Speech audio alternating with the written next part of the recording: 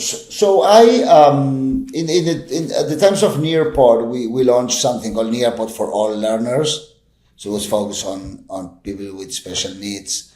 And I learned about what I call the problem of the grade 13, right? So what happens here is that grade 12, you finish high school, and if you have at home somebody with a cognitive disability, then what happens after high school? The bus is not coming to pick him or her up anymore. So the grade 13 problem is, okay, what happens with this population after the system, sort of, it's over, right? After K-12, which system that takes care of you. So I was very intrigued of doing something for that. I met with another friend who has a daughter with a disability, but then nothing happened. And then in the context of our friend, Alejo Chohuela, he introduced me to the school where where his son goes. And I pitched this to the principal, and I said, I've always wanted to do something like this.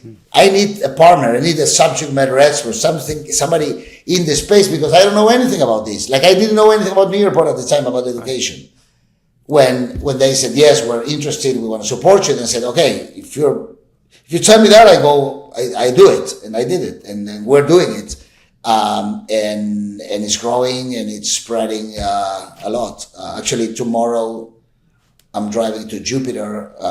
We're implementing at an amazing place, the Ernie Els Foundation, for autism. So we're going there tomorrow. But my big goal for this year is that we can start implementing this with no personal contact, like a self-service model. I'm building that now, so it can start scaling. So I'm applying all my knowledge and my guts and the way that I think in the fast-growing for-profit world into this world. So let's see what happens. Well, I'll give you an opportunity to tell us later about who you're looking to attract to grow this. But before that, why did you choose microgreens? Because that's also something that's very significant to me. I wanted to understand why this idea, because you could have created employment for children with special needs in other dimensions, maybe with coding, maybe with, I don't know, designing robots. Why did you choose to get them working on microgreens? Well, look, I did a research project where I analyzed what businesses were being started, and I wanted something physical. I didn't want to go into tech, and I wanted something that I could touch. Microgreens is something that is simple, it's repetitive, it's clean, it's safe. There's a huge, I didn't know this, but there's a huge connection with the actual plants, right? People with special needs develop, like, it's instant gratification. It grows, like, in 4 days you see something, right? It's quick, it's beautiful, it's tasty, it's fashionable, it's clean, it's safe. Hey, it's healthy.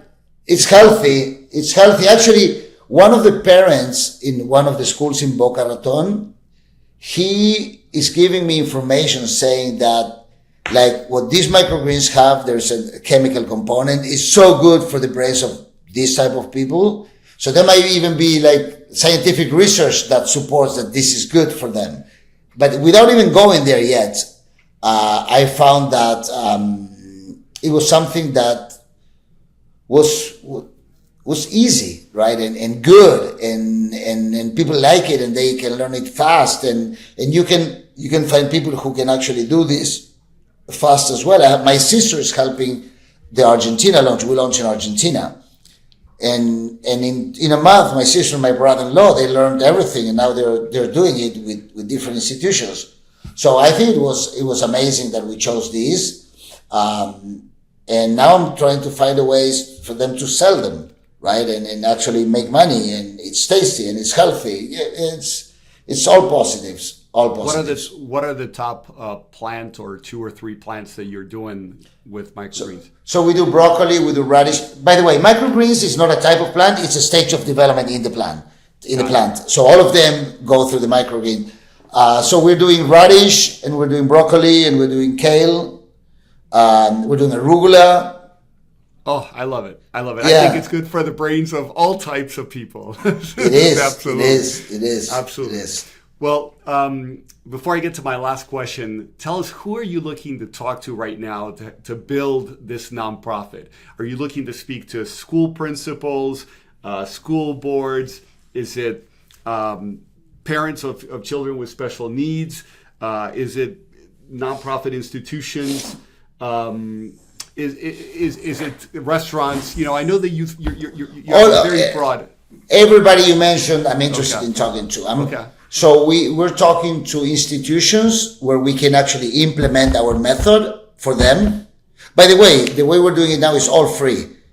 I give everything away to the institution, and then if they decide to continue, they buy their own soil and seeds a month from now because they want to continue. So we're giving this away. So I'm interested in institutions. I'm interested in parents. There are 2 families that are going to start doing this at home so they can sell and their kids can have an occupation. I want to talk to organizations that can help me financially, or I want volunteers. I want restaurant owners. I mean, the problem is that because I don't have funding yet, I don't have like full-time staff. I have people who help me. And I put a lot of time, but I think that the next stage is to have full-time staff actually running these programs. All of these ideas that I have require people to actually deliver them.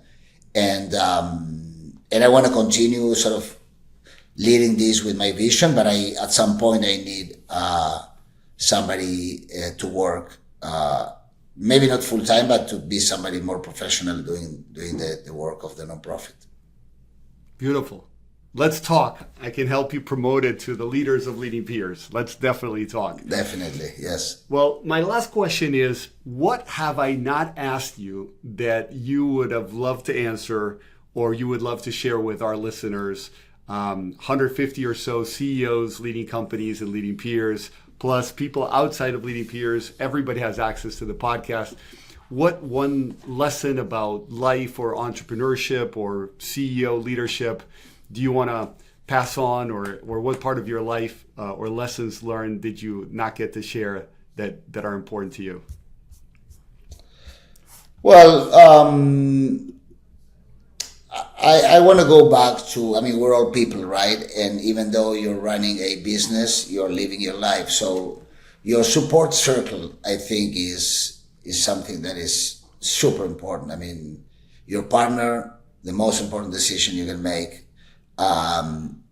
What partner do you refer to in life? I'm talking about my wife here. Yeah.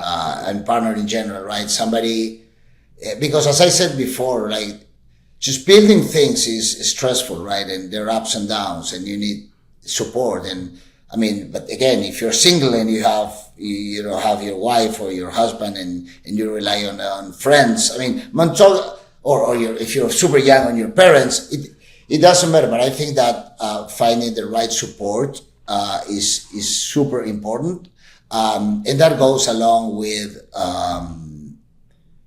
sort of that notion translates to finding the right co-founders, to finding the right people and setting up the right culture, to have healthy relationships at home. Whether it depends on what stage you are, right? It could be your parents, your friends, your wife, your husband, your kids. But the people aspect of things, I think, is the most important one, because features of a product, yes, you have one or less. It doesn't change anything, but the people you surround yourself with is the most important thing at every level, I think.